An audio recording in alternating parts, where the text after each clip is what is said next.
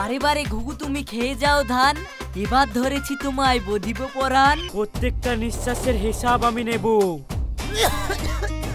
রহিম ছেড়ে দে, রহিম আমাকে ছেড়ে দে। আরে রঘু তুমি এই বেশে, তোমাকে তো আমি চিনতেই পারিনি। মনে হয় জমিদারের মেয়ের এখানে আসা, জমিদার বুঝে ফেলেছে। মানে কি বলছিস কি তুই? রাত 1টা পেরিয়ে 2টো বাজতে চললো, এখনো রঘুর পাত্তা নেই।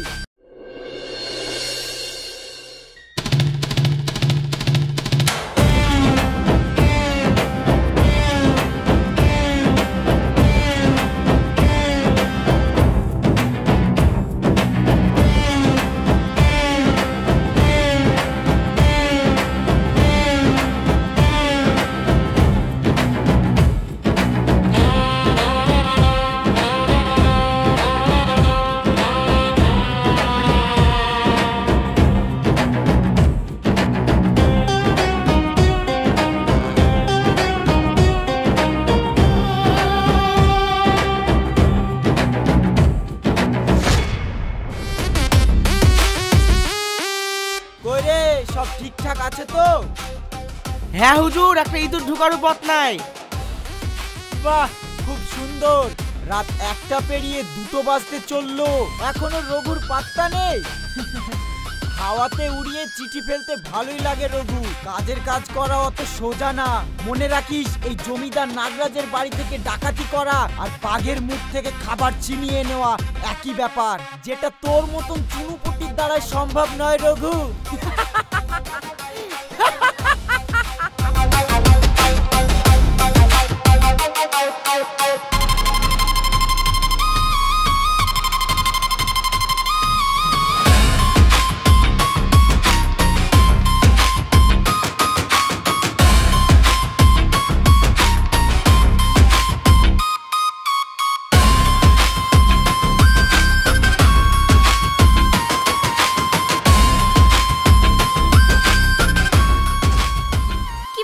রঘুদের তো এতক্ষণ এসে পড়ার কথা, রাত গড়িয়ে ভোর হতে চললো, কিন্তু এখনো রঘুদের পাত্তা নেই।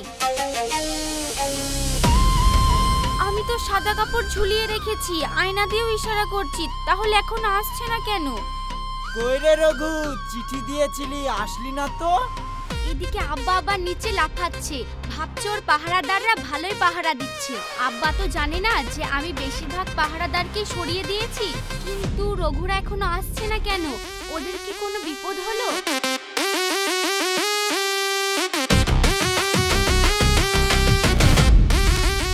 এই শোন, আর পাহারার দরকার নেই, সব তোরা এখান থেকে চলে যা।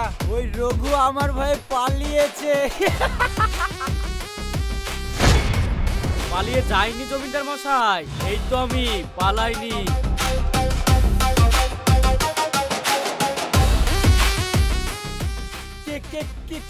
কে রঘুর জন্য অপেক্ষা করছিলেন। কে রে তুই?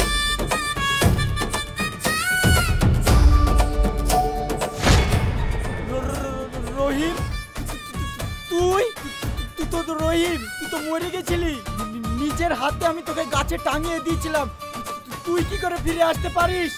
হ্যাঁ জমিদার মশাই, মরেই তো গিয়েছি, আপনি তো মেরেছেন, তাই আপনার সঙ্গে দুটো কথা বলতে আসলাম। জ্যান্ত থাকতে তো সেই সুযোগ দেননি। যা যা যা যা, তুই চলে যা, যা যা, তুই আমাকে ভয় দেখাচ্ছিস, যা চলে যা। এই জমিদার ভয় পায় না। ভয় দেখাচ্ছি না জমিদার মশাই, আপনাকে ভয় দেখাবো কেন? তাহলে এখানে কি করতে এসেছিস? আর কে তুই? আমি ভয়টাই পাই না। আপনাকে ভয় দেখাচ্ছি না জমিদার মশাই। কেন করলেন জমিদার মশাই? আমাকে কেন খুন করলেন?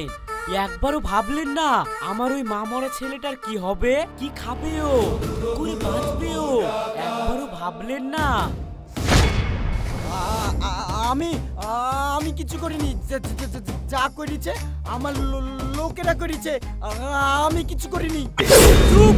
একদম মিথ্যে কথা বলবেন না, আপনি তো শুধু নিজেরটাই বুঝেন। আমার ছেলের হক, ওর বাপের ভিটে মাটি, ধানের জমি, বাঁচার অধিকার সব কেড়ে নেওয়ার জন্য আপনি আমাকে দুনিয়া থেকে সরিয়ে দিলেন জমিদার মশাই। না না না না না, সব মিথ্যে। আমি কিছু করিনি। উত্তর দিন জমিদার মশাই, কেন মারলেন আমাকে? উত্তর দিন। উত্তর নেই? উত্তর নেই না? সেদিন আমার নিঃশ্বাসটা আপনি কেড়ে নিয়েছিলেন, আজ আমি আপনার নিঃশ্বাস কেড়ে নেব। আমি ছাড়বো না আপনাকে, প্রত্যেকটা নিঃশ্বাসের হিসাব আমি নেব। রহিম ছেড়ে দে, রহিম আমাকে ছেড়ে দে। রহিম ছাড়। এটা আব্বার গলা না? আব্বা কি হয়েছে, এরকম করছো কিসের জন্য? না না না, আমাকে মারিসনি, ছেড়ে দে। আমাকে বাঁচাও, বাঁচাও, বাঁচাও, আমাকে বাঁচা। আব্বা কি হলো তোমার? আব্বা কি হয়েছিল, এরকম করে চিৎকার করছিলে কেন? রহিম কোথায় গেল? রহিম? কে রহিম? ও কেউ না, তুই এখানে কি করছিস? যা ঘরে যা। আমি ঘর থেকে শুনলাম আব্বা তুমি চিৎকার করছো, কেন কি হয়েছে? কি শুনতে কি শুনে ফেলেছিস? না কিছু না। তাহলে রহিম বলে চিৎকার করছিলে যে? রহিম? কে রহিম? তোকে না বলেছিলাম সেই দিন এই রহিম নাম আর কোনোদিন এই বাড়িতে উচ্চারণ করবি না। যা এখান থেকে। কি হলো আব্বার, এরকম করছে কেন কদিন ধরে আব্বা? এই বিষয়টা তো আমি বুঝতে পারছি না। এইদিকে এখনো রঘুরাও আসলো না, কি ঘটলো আমি কিছু বুঝতে পারছি না। না, কালকে রাতে আবার রঘুর সাথে আমাকে দেখা করতে হবে।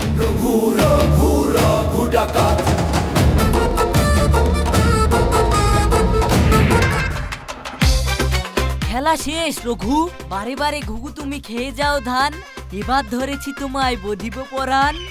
রঘু ডাকাত, আজ তোকে। কে রে? কে? কার এত বড় সাহস যে এই সুরতের মাথায় বন্দুক ধরেছে? এই কারা রে তোরা? পুলিশের মাথায় বন্দুক ধরেছিস? জানিস তোদের আমি কি করব? আকাশে সূর্যের তেজ দেখেছিস, কিন্তু নিচে এই সুরজের তেজ এখনো দেখিসনি। মনে রাখিস, সুরজ একটা নাম না, একটা ব্র্যান্ড। পুলিশ বাবু, মুখে বড় বড় ডায়লগ মারার আগে একবার ভেবে দেখুন আপনারা কজন আছেন, কটা পুলিশ ফোর্স আছে আপনার সাথে। শোন, তোদের মতন জঞ্জাল সাফ করার জন্য আমার কোনো ফোর্সের দরকার পড়ে না, আমি একাই যথেষ্ট। কি রে রঘু, কি হচ্ছে রে? কার সাথে কথা কাটাকাটি চলছে পুলিশের? সেটা তো বুঝতে পারছি না রে, একটু ঘুরি দেখবো নাকি? না না, খবরদার না, ওই ভুল করিস না। মনে রাখিস আমরা কিন্তু পুলিশের গান পয়েন্টে আছি, একটু এদিক ওদিক হলে একবারে শুট আউট। তাহলে কি করব? কার্টনের মতন দাঁড়িয়ে থাকবো নাকি? কোনো উপায় নাই, চুপচাপ দাঁড়িয়ে থাক, সব শেষ হোক তারপরে কথা হবে। একাই 100? বাহ, খুব সিনেমার মতো ডায়লগ জানলেন তো। কিন্তু মনে রাখবেন সুরজ বাবু, এটা সিনেমা নয়, এটা রিয়েল লাইফ। একবার ভালো করে তাকিয়ে দেখুন, আমার ডান দিকে একজন, বাঁ দিকে একজন, আমি, আবার আপনার সামনে দুজন, মোটে 5 জন। আপনি ভাবলেন কি করে আপনার এই একটা বন্দুক দিয়ে আমাদের 5 জনের সাথে মোকাবেলা করা কিন্তু আপনার অসম্ভব হয়ে যাবে। শোন, আমার নাম সুরজ, আমার সংবিধানে কোনো অসম্ভব বলে শব্দ নেই, শুধু আছে অন্ধকার যা আমি দূর করি। আর একটা কথা বললে এক গুলিতে রঘুর খুলি আমি উড়িয়ে দেব। আপনি গুলি চালাবেন পুলিশ বাবু? আপনি একটা গুলি চালাবেন আর তারপরে আপনাকে চারিদিক থেকে এমন ভাবে ঝাঁঝরা করবে, আপনাকে দেখতে পোড়া রুটির মতো লাগবে পুলিশ বাবু। আগুন জ্বলবে, আগুন। ভালোই ভালো বলছি, এখান থেকে চলে যান, না হলে বিপদে পড়ে যাবেন পুলিশ বাবু। ঠিক আছে, আজকে আমি চলে যাচ্ছি, কিন্তু মনে রাখিস সূর্য প্রত্যেকদিন অস্ত যায়, কিন্তু এই না যে হেরে যায়। পরের দিন কিন্তু সেই সূর্যই আবার দ্বিগুণ তেজ নিয়ে আকাশে ওঠে। তাই আজকে যেটা তোরা করলি কিন্তু ভালো করলি না। মনে রাখিস, এই সুরজ কিন্তু আহত ফালা খাওয়া বাঘ হয়ে গেল, এরপর কিন্তু তোদের ছাড়বে না, আবার ফিরবো আমি, মনে রাখিস।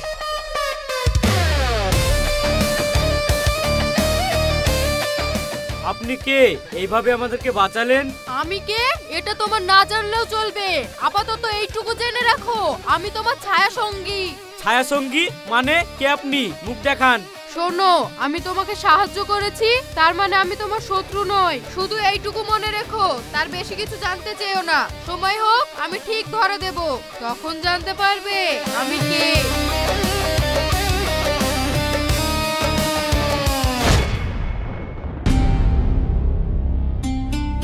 রঘু, এরা কারা ছিল আমাদেরকে এসে বাঁচিয়ে গেল? আর কোথায় গেল? চোখের পলকে যেন এরা সবাই উধাও হয়ে গেল। হ্যাঁ শুভ, আমিও তো সেটাই ভাবছি। শোন রঘু, আমার কিন্তু ভাল লাগছে না, বারবার বাধা পড়ছে। তোকে বলেছিলাম জমিদারের মেয়েকে বিশ্বাস করবি নি, ওই বারবার আমাদেরকে নাকে দড়ি দিয়ে ঘুরাছে। জানি না শুভ, তবে যেই হোক আজ আমাদেরও প্রাণ বাঁচিয়েছে। ওকে আমি খুঁজে বের করবই। কে ওই কালো ছায়া? বের করতে হবে আমাকে। ও ছায়ার ভিতর থেকে আমাদেরকে সাহায্য করলো। ঠিক আছে রঘু, যা করবি পরে দেখা যাবে, এখন এখান থেকে চল। ওই শালা পুলিশকে বিশ্বাস নাই, আবার দল বল নিয়ে এখানে আসতে পারে। হ্যাঁ চল, যা কথা হবে পরে হবে, আগে আমাদের ডেরায় ফিরি, চল।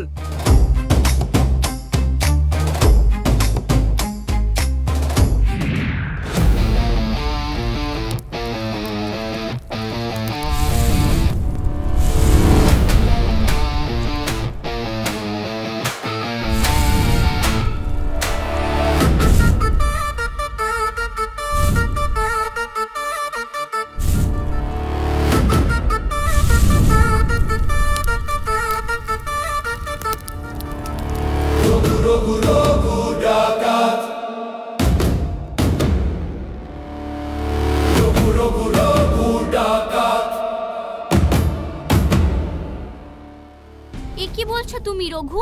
ধরা পড়ে গেছিলে মানে? কাল রাতে তোমাকে পুলিশে ধরে ফেলেছিল, তারপর কি হলো? হ্যাঁ নাজমা, একটুর জন্য পুলিশ আমাকে ধরে ফেললো, না হলে জমিদারের বাড়ির কাছেই পৌঁছে গিয়েছিলাম। ঝোপের আড়াল থেকে শালা পুলিশ এসে সোজা মাথায় বন্দুক তাক করে ধরলো। সর্বনাশ! কি হলো তারপরে? তোমরা বাঁচলে কিভাবে? জানি না নাজমা, আমরা তো পেছন ফিরেছিলাম, পেছন থেকে তর্ক বিতর্ক চলছিল। সে এক কালো ছায়া নাজমা, আমি বুঝতে পারছি না সে কালো ছায়াটা কে। কালো ছায়া? হ্যাঁ, কোত্থেকে সে আসলো আর কোথায় যে উধাও হয়ে গেল আমি কিছুই বুঝতে পারলাম না। বুঝে ওঠার আগে পুলিশের মাথায় বন্দুক ধরে আমাদেরকে বাঁচিয়ে আবার উধাও হয়ে গেল। কে সে? তোমাদের দলের কেউ? না নাজমা না, আমি জানি না সে কে, কিন্তু সে যেই হোক আমার প্রাণ বাঁচিয়েছে। আমাকে খুঁজে বের করতে হবে কে ওই ছায়া সঙ্গী। আমাকে জানতে হবে আড়াল থেকে এইভাবে কে আমাকে সাহায্য করলো, আমাকে এটা জানতেই হবে।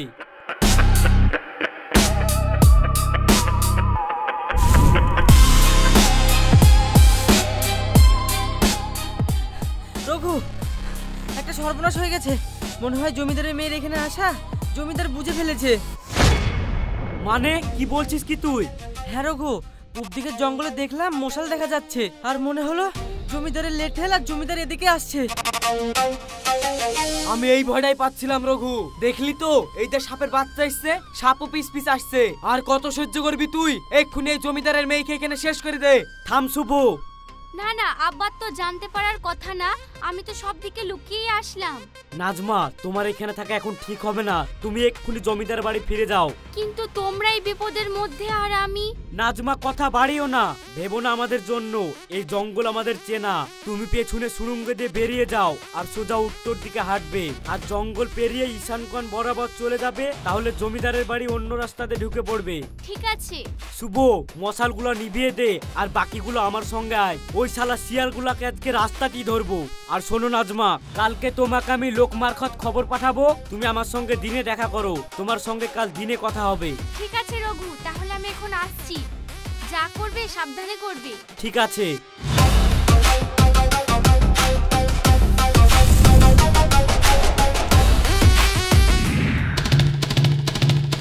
কর্তা, আপনি আমার ঠিক কাজ করেছেন।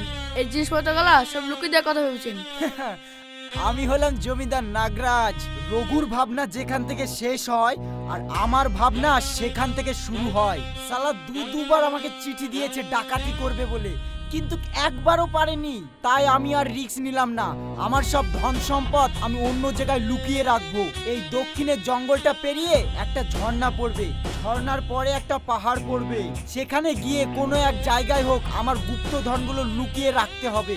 যকে ধন করে আমি আগলে রাখবো আমার এই টাকা পয়সাগুলোকে। রঘু কেন, রঘুর বাপকেও আমি হাতে লাগতে দেবো না।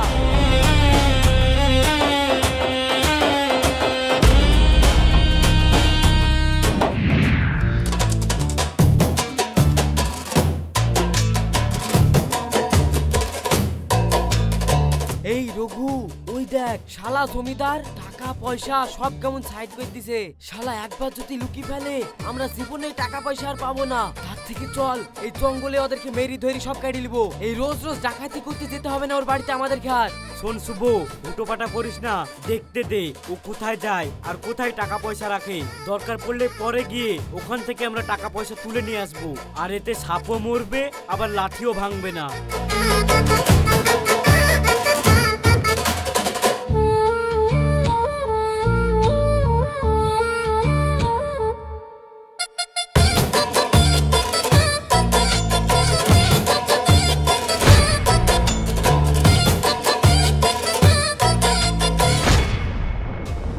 এই শুভ, কি হলো? সামনে কেউ নেই যে, কোথায় গেল? সামনেই তো ছিল সব। দূর, সে আমাদের চোখে ধুলি দিল জমিদার। কোথায় পালালো শয়তানটা? কোন দিকে লুকালো? খুঁজে তো পাওয়া যাচ্ছে না। চল, এখানে থেকে লাভ নাই। আজ রাতটা ওর, কিন্তু কাল সকালটা আমার হবে। চল, ফিরে চল। জমিদারের টাকা পয়সা তো আমি হাতাবই।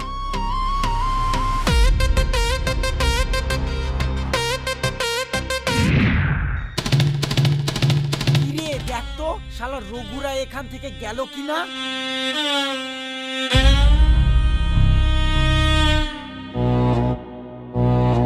বাবু, কেউ নাই? রঘু, বললাম না তোর ভাবনা যেখান থেকে শেষ হয় আর আমার ভাবনা সেখান থেকে শুরু হয়।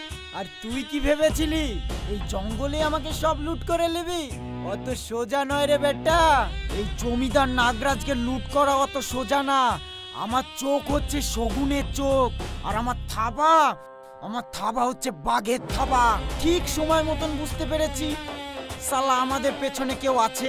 হ্যাঁ রঘু, তোর ক্ষমতাও নেই আমার টাকা পয়সা কোথায় রাখবো, কিভাবে রাখবো।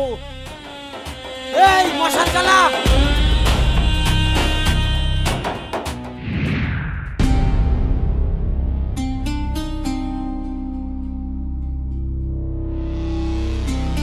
চাচা, বলছি এইদিকে আপনি ছাড়া আর কাউকে দেখেছেন?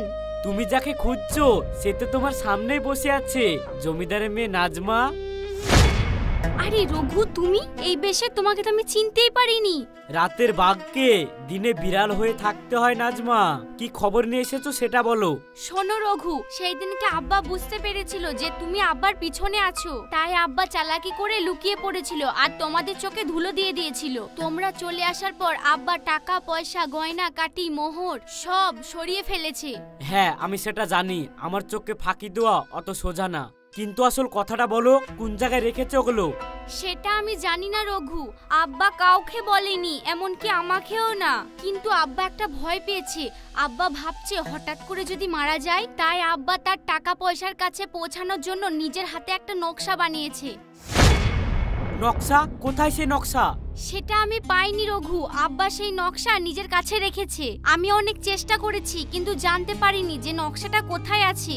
সর্বনাশ! এই নকশা ছাড়া তোমার আব্বার জকের ধনের কাছে পৌঁছানো কোনো মতেই সম্ভব না। হ্যাঁ রঘু, একদমই সম্ভব না। আর এই নকশা পাওয়া অতটা সোজা না। এবার বুঝলাম, ধন সম্পত্তি চুরি করার আগে এবার চুরি করতে হবে আমাদের নকশা। হ্যাঁ রঘু, ঠিক তাই।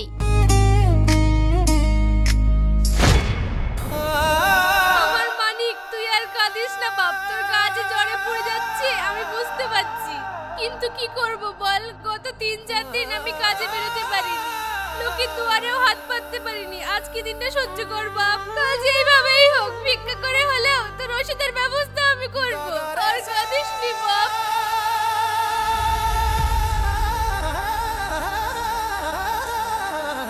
শুনতে পাচ্ছ রঘু? ওই যে বাচ্চাটার কান্না, চারিদিকে শুধু অভাব আর হাহাকার। রঘু, মানুষগুলো কি কষ্টে আছে আমি কিছু ভাবতে পারছি না রঘু, আমার খুব কষ্ট হচ্ছে, বুকের ভিতরটা ফেটে যাচ্ছে। সেই দিন যদি তুমি আব্বা সিন্ধুক থেকে ওই টাকা পয়সাগুলো নিয়ে আসতে পারতে, তাহলে আজকে হয়তো এই গরিব মানুষদেরকে কাঁদতে হতো না, আমরা যথেষ্ট সাহায্য করতে পারতাম। নাজমা, তুমি ভেঙে পড়ো না। তুমি কি ভাবছো তোমার আব্বার সিন্ধুকে টাকা নিয়ে আসতে পারেনি তাই বলে কি সব শেষ হয়ে যাবে? না নাজমা, তোমার আব্বার মতো রক্তচোষা জমিদারের অভাব নেই এই পৃথিবীতে। গত কয়েক রাতে আমি বড় বড় মহাজন আর সুদ করে ডেরা থেকে টাকা উঠিয়েছি। আর সেই টাকা আজ রাতেই আমি শুভকে বলবো সবার চোখের আড়ালে প্রত্যেকের গেটের সামনে টাকা রেখে যেতে। সকালে উঠে এদের জন্য শুরু হবে নতুন এক সকাল, কোনো অভাব থাকবে না, কোনো কান্না থাকবে না। সত্যি বলছো রঘু? তাহলে এদের আর কষ্ট থাকবে না? না, যাও নাজমা, তুমি এবার বাড়ি যাও, বাকিটা আমি দেখে নিচ্ছি। ঠিক আছে, তাহলে আমি গেলাম। রঘু রঘু রঘু রঘু রঘু ডাকাতা রঘু রঘু রঘু রঘু রঘু ডাকাতা।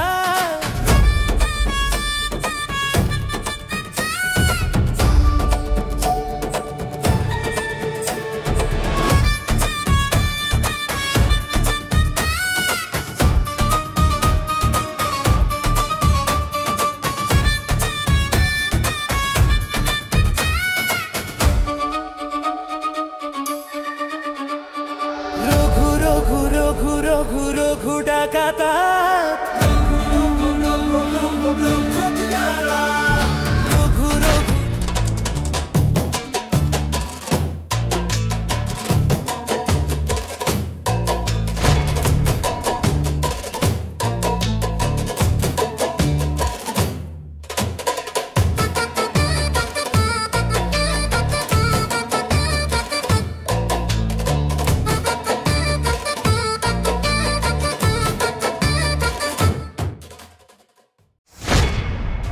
না না না, এ হতে পারে না। জমিদার তার ধন সম্পত্তি এইভাবে লুকাতে পারে না। যেই ধন সম্পত্তির আশায় এতদিন রঘুর পিছু নিয়েছি, সে জিনিস আমি এত সহজে হাতছাড়া করতে পারবো না। এই তোরা কান খুলে শোন, জমিদারের ধন সম্পত্তি পর্যন্ত আমাদেরকে পৌঁছাতেই হবে, রঘু পৌঁছানোর আগে। মালকিন, কাজটা অত সোজা হবে না। মনে রাখবেন, এই গুপ্তধনের সবকিছু নির্ভর করছে একটা নকশার উপরে। নকশা? সে আমি জানি। ওই নকশায় আগে আমাকে চুরি করতে হবে, রঘু চুরি করার আগে।